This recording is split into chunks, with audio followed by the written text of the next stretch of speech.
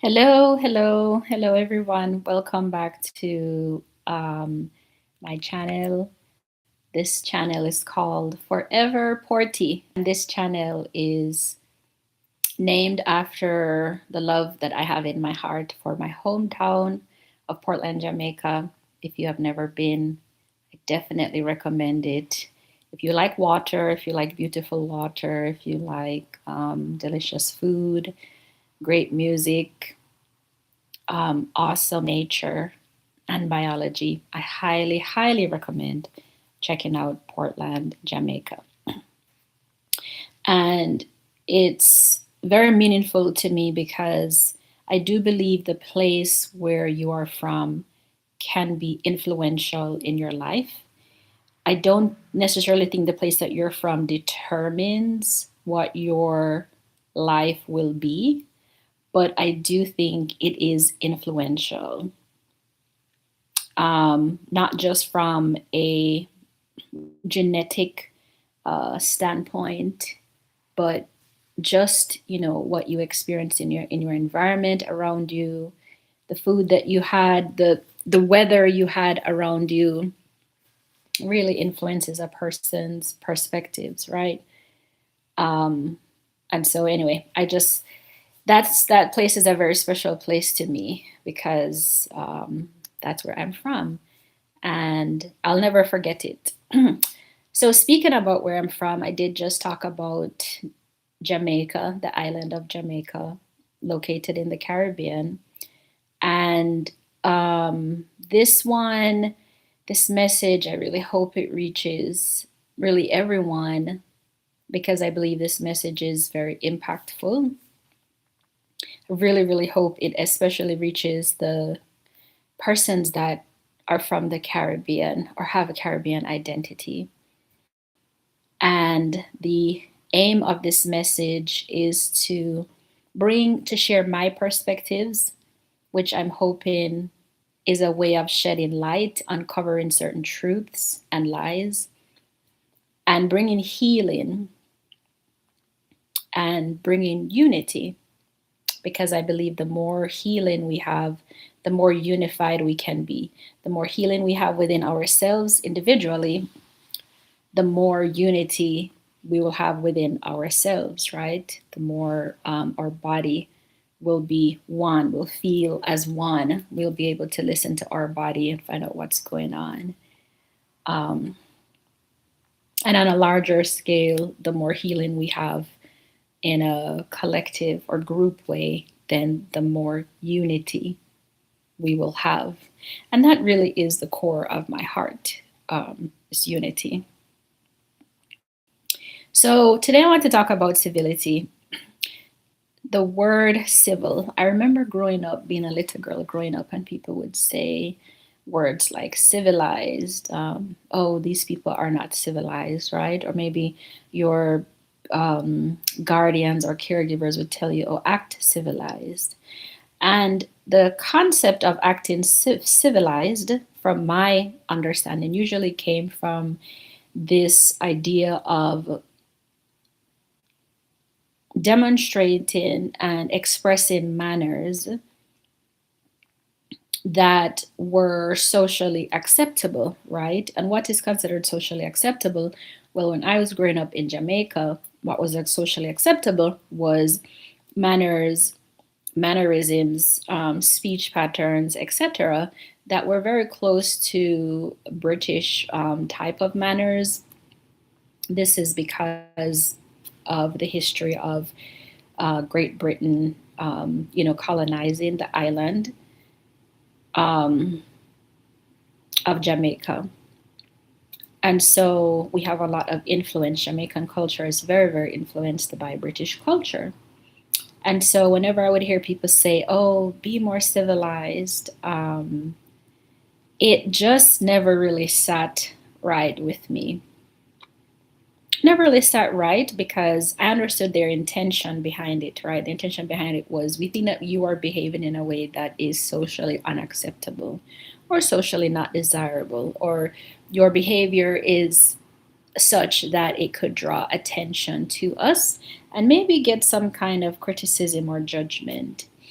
towards you, the person, or towards our family or group of friends, whoever is saying this to you.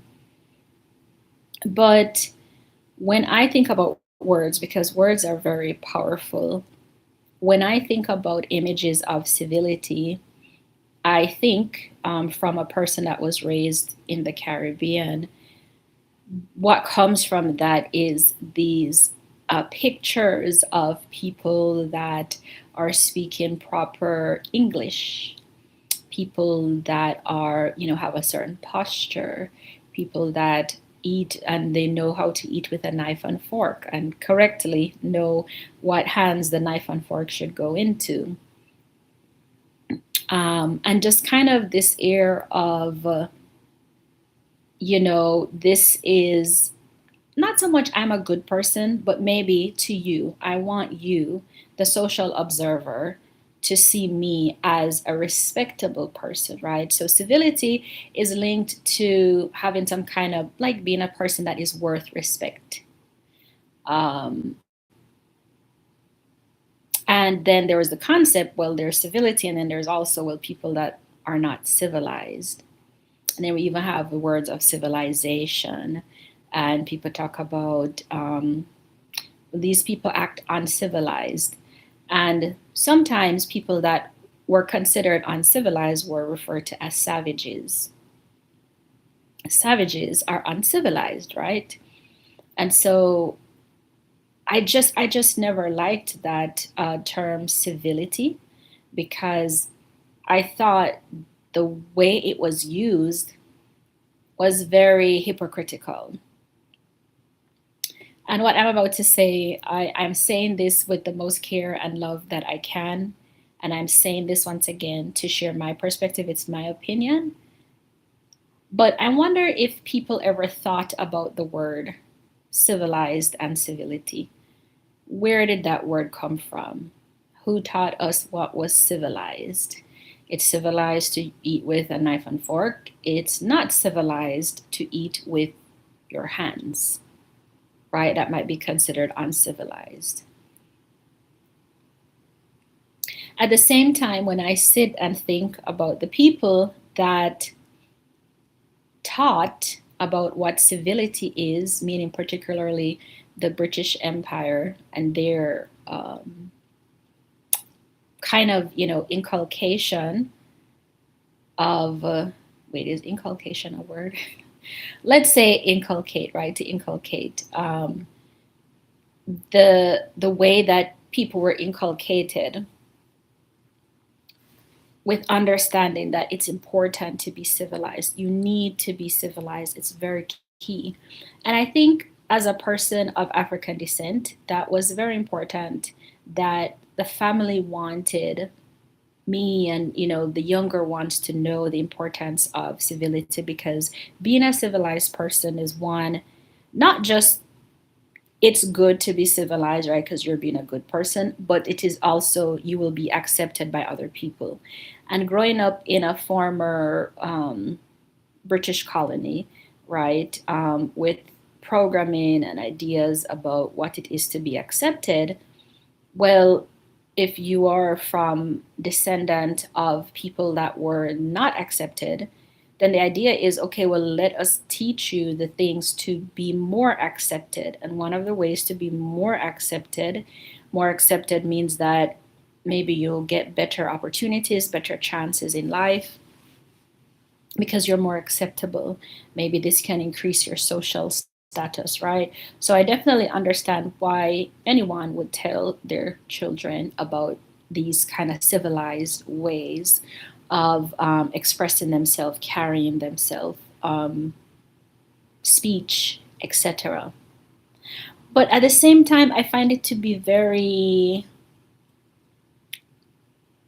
hypocritical, because at the time of this, height of civility, and which people are civil and which people are savage, the people that were teaching other people what civility was were not very civil, according to their own definition of civility. Um, if civility is oppressing people, if civility is looking down on people, discriminating against people based on the color of their skin. If civility is abusing people, civility was torturing people, lynching and murdering people, then I don't know. Because the what was taught, this is my understanding, what was taught to my ancestors and my countrymen and women about how to be civil was not what was demonstrated by the people that were teaching civility. So, how can you teach civility? It's important for you to be civil. But then the people that were teaching civility, they had, not all of them, but some of them had different standards. So they didn't need to be civil. And from my perspective, I think that there are many reasons why there was this disconnect. I think that anti Blackness is one of the reasons. I think that there are some people that feel as though just because they have a certain phenotype, they have a certain physical traits, it automatically makes them just more civilized.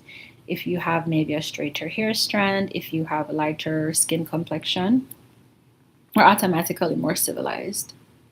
You're born civilized. You're born civilized because you have lighter skin and straighter hair and maybe smaller features on your face and your body. You're just born civilized. And the people that were not born with those phenotypes have to be made civilized.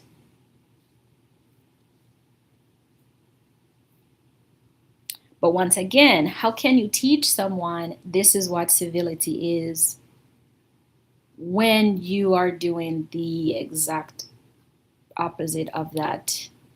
And or if you're not doing the thing yourself, you are perpetuating it. You are not trying to stop it, right?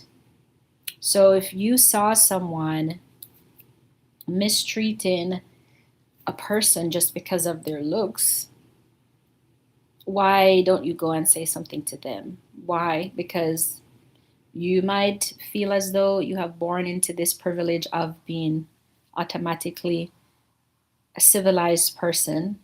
And if the person that you are observing that's doing the mistreatment, if they are perceived to be civilized, then whoever it is that they're mistreating is uncivilized.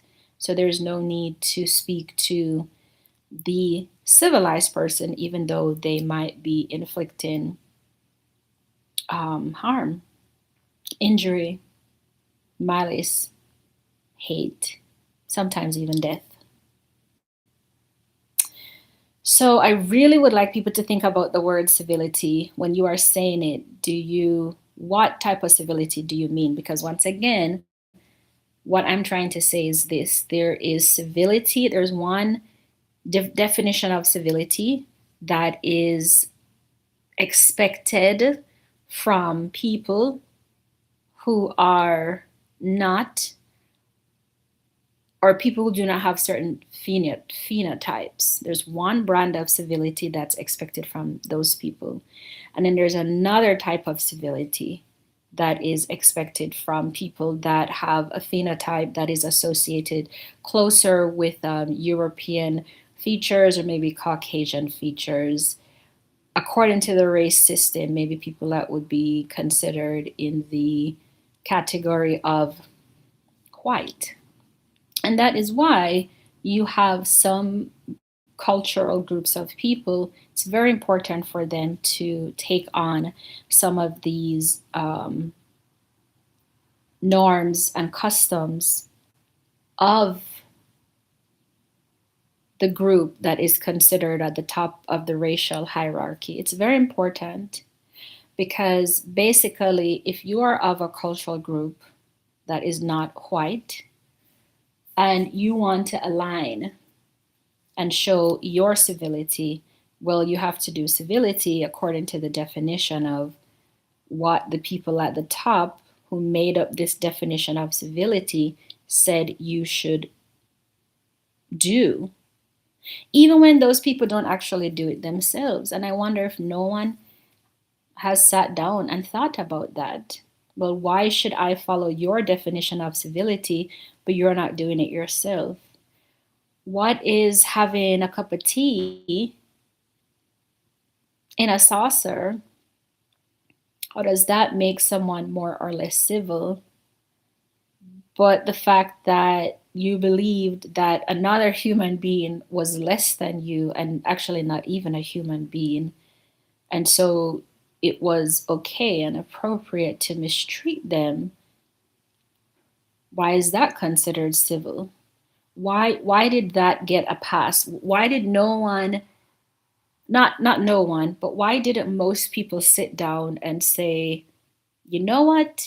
We are sitting down here and we're having a cup of tea, and it's just a splendid cup of tea.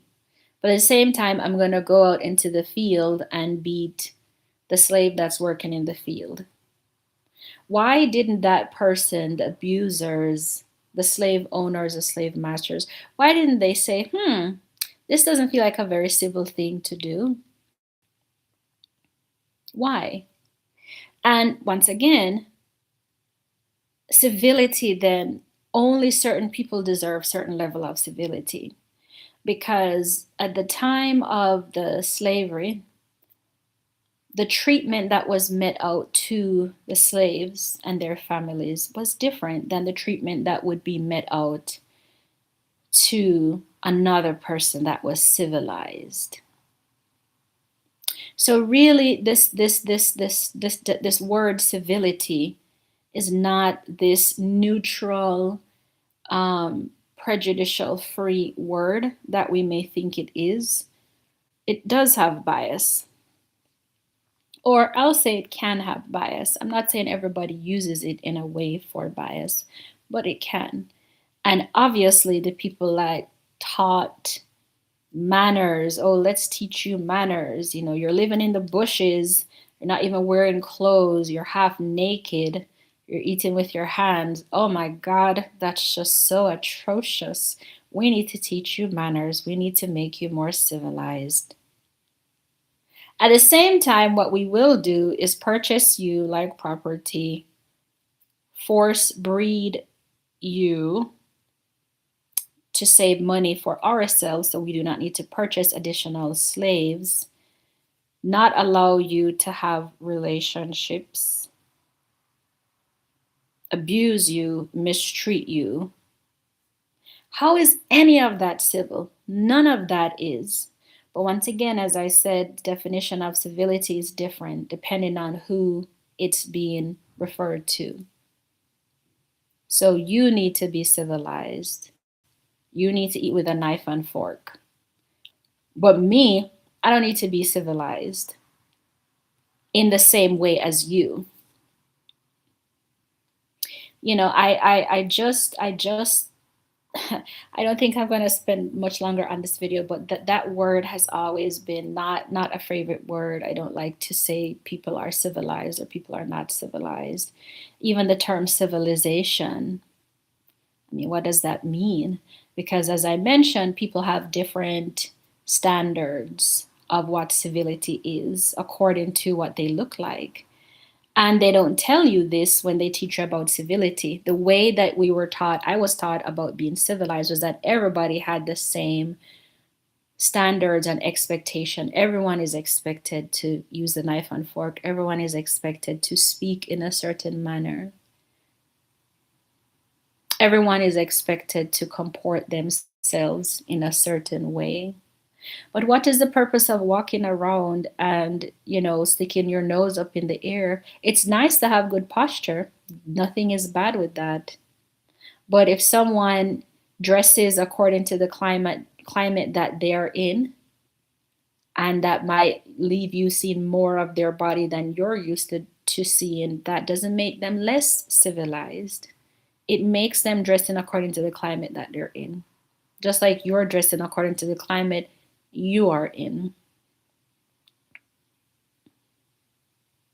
So I just want people to think about this word. Think about the word civility, civilized. When the next time you go to say, oh, they're so uncivilized, ask yourself, what is my definition of a civilized person? Because this really goes a lot into everything, even hair. What does your hair look like? Does your hair look unkempt? Oh, that's uncivilized. Who wants unkempt hair? Okay, so then people cannot grow their hair in their head the way that the creator made for it to grow. So basically, you have a problem with the creator. You don't really have a problem with that person. It's like yelling at a dog and asking the dog, "Why do you bark?" Yelling at a dog and asking the dog, "Why do you have fur?" Is it fur or hair? I can't remember. I think dogs have fur. It's like screaming at a tree and asking the tree, "Why do you have leaves?" The problem is not with the tree and the problem is not with the dog. The problem is with whoever it is that's doing the yelling. Because if people are created with certain attributes, you don't have a problem with the creation, you have a problem with the creator. And if you have a problem with the creator, that's something you need to take up with yourself. So, once again, just food for thought. Think about the word civilized. Think about if it is equally applied to all groups of people. Think if some group of, ask yourself, do some groups of people, are they automatically assigned to have a higher level of civility? Even if their behavior is the exact opposite, just because if someone has certain features, they're considered, oh, this person is more civilized. But they could be litter in the streets. But then if someone else with certain features, particularly if they're a person of African descent, is litter in the street, oh, that's so uncivilized. How could they do that over there? But you may not be of African descent. You may be a person that's of Caucasian or European descent, and you're doing worse than litter in the streets. I'm not trying to say that one group of people is better than another, one group is good and one group is bad and one group does mostly good. That's not what I'm saying. I'm referring to a word that I learned growing up, and I'm from a colonial, a formerly colonized country. And so I'm processing that and I'm trying to let people see. If you've never seen this perspective before, here's my perspective. It might resonate with you, it might not. But before you assume that it does not, ask yourself, could this be true? Could some parts of this be true? And decide for yourself if you want to keep using the word civility and civilized.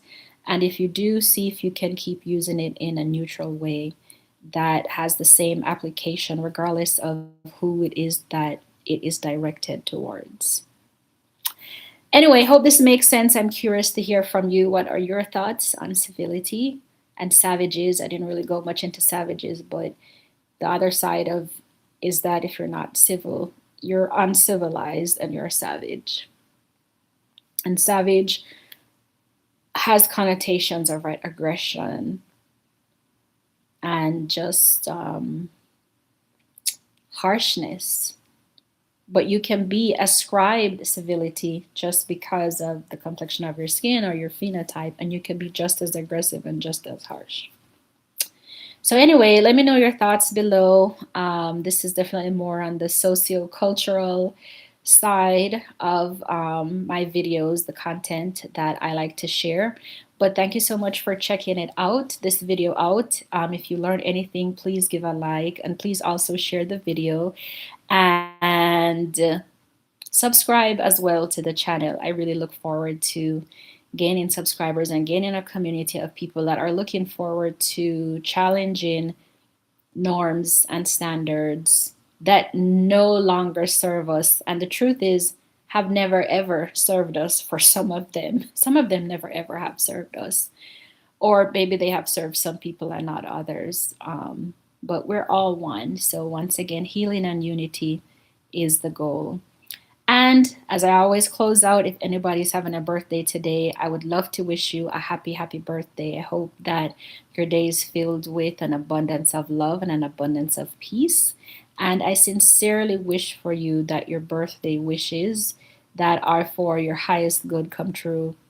And I say it all the time, a birthday is the start of your new year, your personal new year. So happy birthday, anniversary, and happy new year as well. And I hope the rest of your year holds amazing things in store for you. Thank you so much for checking this video out.